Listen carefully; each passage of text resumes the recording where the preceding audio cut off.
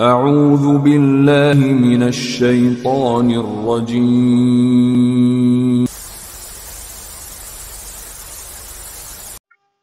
Bismillah, Assalamualaikum warahmatullahi wabarakatuh. Alhamdulillah, wassalatu wassalamu ala rasulillah wa ala alihi wa sahbihi wa mawalah.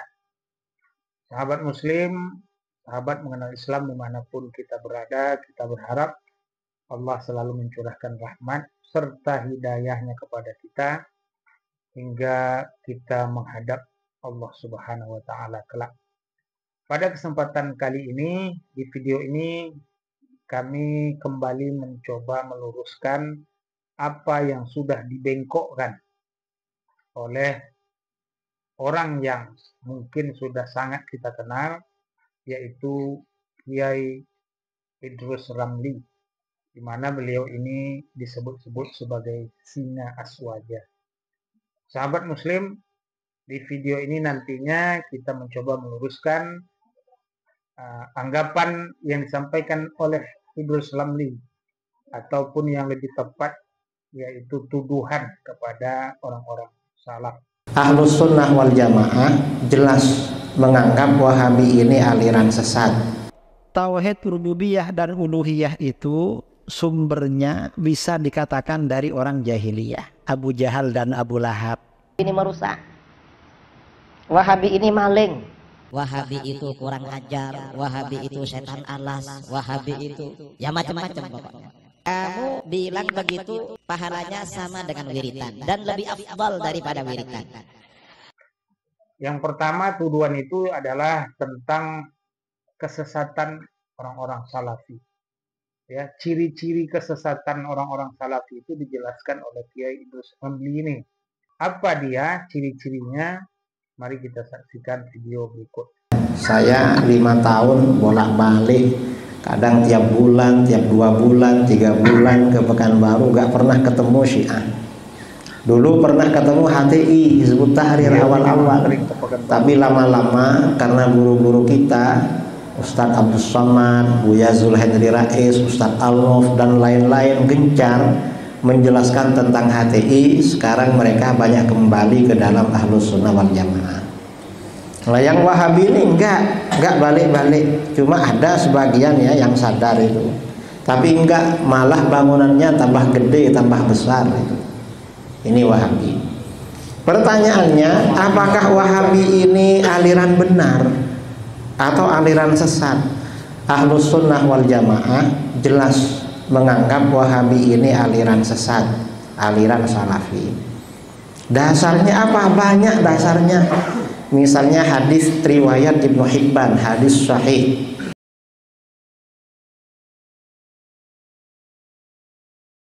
Dari Sayyidina Hudzaifah bin Al-Yaman radhiyallahu anhu. Rasulullah sallallahu alaihi wasallam bersabda, "Innama atakhawwafu 'alaikum rajulun qara'al Qur'an."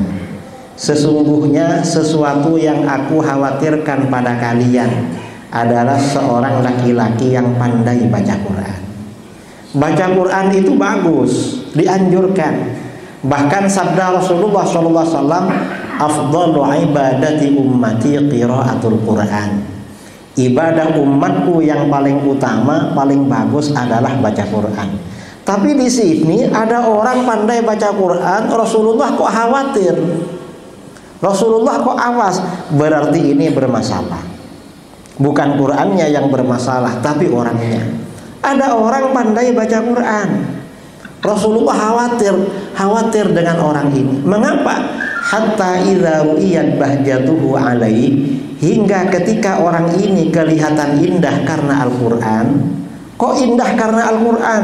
Mungkin dia hafal Quran, suaranya merdu, enak. Kalau menjadi imam jamaahnya Masya Allah, suaranya merdu.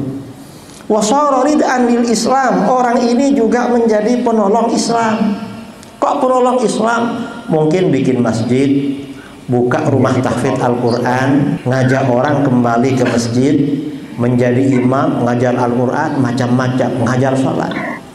Jadi orang ini Qurannya bagus, indah karena Al-Quran, menjadi penolong Islam. dipanggil ustadz oleh orang, bahkan kalau perlu doktor, al ustadz ad doktor. Ternyata apa? Setelah orang ini indah karena Al-Quran, menjadi penolong Islam, ghayyarahu ila masya Allah. Orang ini merubah ajaran Al-Quran pada apa yang Allah kehendaki. Artinya apa? Ajaran Al-Quran dirubah, didistorsi, ditahrif, diselewengkan pengertiannya. Fansalakha minhu. Setelah ajaran Al-Quran dirubah, dia melepaskan dirinya dari Al-Quran, bagaikan ular yang lepas dari bajunya, ya, apanya, dari kulitnya. Ular tuh dalam waktu ke waktu biasanya lepas dari kulitnya. Artinya apa? Ajaran Al-Quran dirubah, didistorsi, ditahrif. Ini juga begitu. Orang ini melepaskan diri dari Al-Quran. Fanabadhahu wara'a dhahri. Al-Quran dia buang jauh-jauh ke belakang. Setelah dia buang jauh-jauh ke belakang, orang-orang sudah percaya pada dia, ajaran Al-Quran dirubah, dia buang ke belakang. Akhirnya apa? Fasa'a ila jarihi bis-saif. Lalu dia serang tetangganya dengan pedang. Tetangganya dibunuh. Dulu pakai pedang, sekarang bukan pakai pedang saudara, pakai bom. Sekarang ini pakai pistol seperti orang ISIS di Syria dan di Irak. Itu kan Wahabi itu. Mengapa tetangganya dibunuhnya? Waramahu bisyirki, dia tuduh tetangganya telah syirik. Kenapa dituduh dengan syirik? Ya berdasarkan ajaran Al-Quran yang dia selewengkan, yang dia rubah maknanya. Sahabat Muslim, apa yang telah disampaikan oleh Kiai Idrus Ramli dari video tadi yang barusan kita saksikan bersama, beliau mencoba mencocokkan hadis Nabi SAW yang diriwayatkan oleh Ibnu Hibban dari Huzaifah tadi, di mana Rasulullah SAW khawatir kepada orang yang paham Al-Quran, bagus bacaan Al-Qurannya, kemudian mengubah maknanya sesuai hawa nafsunya, kemudian setelah itu membuang Al-Quran jauh-jauh di belakangnya. Kiai Idrus Ramli mencoba mencocokkan hadis ini, dan orang yang dikhawatirkan, kelompok yang dikhawatirkan oleh Nabi SAW dalam hadisnya ini, menurut pendapat Kiai Idrus Ramli adalah Salafi Wahabi, karena menurutnya ini menjurus merujuk kepada perilaku orang Salafi Wahabi pada saat ini. Menurut beliau, apa tandanya katanya? Tandanya ketika tadi dia menyampaikan ada seorang ustadz melaksanakan wirid pada malam Jumat, setiap malam Jumat, dan setiap malam itu pula mendapat lemparan batu bata dari orang paham sebelah. Dan paham sebelah ini tentu saja dimaksudkan kepada Salafi Wahabi. Nah, pertanyaannya untuk kaum muslimin yang menonton video ini, apakah saudara pernah mendapat perlakuan seperti ini? Saya kira tidak, sahabat muslim semua. Ini hanya prasangkaan atau bahkan hanya fitnah saja yang disampaikan melalui lisan orang ini kepada orang-orang bermanhaj salaf. Subhanallah. Nah, seperti tadi juga disampaikan bahwa orang-orang Salafi Wahabi itu katanya bagaikan ular. Ya. Ular itu secara periode tertentu berganti kulit, dan dia keluar dari kulitnya dan meninggalkan kulit yang lama berganti dengan kulit yang baru, melepaskan kulit tersebut. Jadi orang Salafi Wahabi menurut Kiai Idrus Ramli sudah cocok seperti ini. Belajar Al-Quran, memperbaiki bacaannya, kemudian meninggalkan Al-Quran tersebut. Tidak hanya itu, orang Salafi Wahabi katanya juga memaknai dan memahamkan Al-Quran itu sesuai hawa nafsu mereka. Subhanallah. Sahabat muslim, memang iya kita perhatikan di masjid-masjid salaf itu selalu ada saja orang-orang yang belajar tahsin, memperbaiki bacaan Al-Quran. Mulai dari anak-anak, ibu-ibu sampai bapak-bapak yang sudah tua belajar Al-Quran di sana. Tujuannya adalah untuk memperbaiki bacaan agar mereka sah atau baik, bagus menjadi imamnya atau mengimami keluarganya. Nah, ini menjadi kecurigaan daripada Kiai Idrus Ramli dan dicocokkan kepada hadis Nabi tadi. Orang yang patut dicurigai dan dikhawatirkan akan mempelajari Al-Quran dan membuang Al-Quran jauh-jauh serta memaknai, mengartikan Al-Quran sesuai dengan hawa nafsu mereka. Subhanallah, ini tuduhan atau fitnah yang sangat luar biasa dari kiai ini kepada orang-orang salah. Sahabat muslim, video ini bertujuan hanyalah untuk mengedukasi, ya, memberikan pembelajaran bagi kita semua. Jangan mudah percaya dengan ceramah-ceramah seperti ini, ya. Tuduhan-tuduhan yang tidak memiliki dasar, hanya berdasarkan cocok logi, coba mencocokkan saja.